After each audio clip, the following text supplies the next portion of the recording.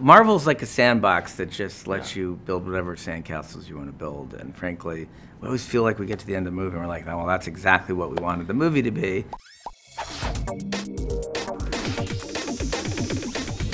Ladies and gentlemen, we are here with the Russo Brothers. I am so excited to talk to you about your victory lap that you're taking around San Diego Comic-Con right now for Endgame. Gentlemen, congratulations. Thank you. Your panel was phenomenal, and the cameos that you had with your video were just amazing. And I'm so sorry that everybody wasn't able to see it, but hopefully they'll be able to get to check it out online. Yeah. Please talk about your victory lap that you're doing at San Diego. Well, we're kicking off the We Love You 3000 tour, which is a give back to the fans. We're going to be touring around the U.S. Some of the actors and some of the crew are going to be touring around the U.S. It's just a way to show our appreciation to the fans for dedication to 22 Marvel movies, and especially to Endgame. The fan response has just been stunning. We're doing this tour because, you know, the movie's had such a wonderful life in theaters, and now it's coming into our homes. So we just took an opportunity to have a little celebration. In talking about the re-release, how was the re-release with the extra added content of, no spoilers, sorry, it's too bad, the Hulk, Smart Hulk jumping in that scene. Reasons why that wasn't put in, and what else would you have liked to snuck in? I think we didn't put that in ultimately because there's two ways to introduce the Hulk there, and we thought it would be most exciting to introduce him in a moment of action, where you saw him doing something and then the reveal that it was a new version of the Hulk. And what we realized was Mark Ruffalo's performance was so wonderful, and the visual effects that were used to create that new character, that new version of the Hulk, were so intense and fun that we ended up just thinking, well, no, we want to introduce him in a dialogue scene because that's where he's his most interesting. That's beautiful. Yeah. Fans have seen the movie countless times. I think I've seen it up into at least 40 or 45 times. I'll tell you why later. No, I can quote it verbatim now. Towards the end of the movie, Cap goes back in time, returns the stones. Is there a tale in your mind that you would ever want to tell to finish this up, even in like comic book form, to try to go through and script that out? Do you have any interest in following that storyline? Yeah, I think so. We love the character, yeah. Cap with a wife and children. So is there any way we could kind of nudge you guys to try to maybe write a comic book exclusive for the fans?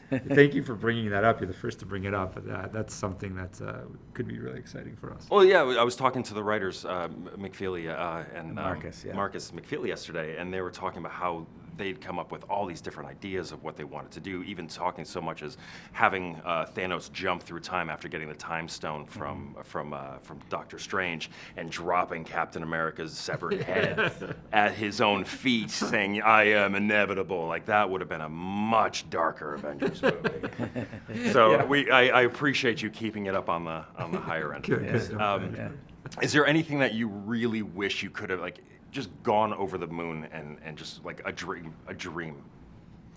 I don't know. I feel like this movie? Yeah, in Endgame, of course. I feel like we're, you know. I mean, I always end up. Marvel's like a sandbox that just lets you build whatever sandcastles you want to build, and frankly, we always feel like we get to the end of the movie and we're like, oh, well, that's exactly what we wanted the movie to be. Yeah. And in a way, that's a great relief as an artist, because rarely in the film business do you have that opportunity where everything goes the way you want it to go, or you have the resources that you have when you're working with Marvel to get your vision to the place where you feel good about it for the rest of your life. Yeah, and every movie we've been asked, is there going to be a director's cut? And we're like, well, no, the released movie is the director's cut. That's our cut. I love that. Yeah. So I remember hearing that Kevin Feige even wanted to bring in the Living Tribunal, and this is going deep comic book for folks. Exactly.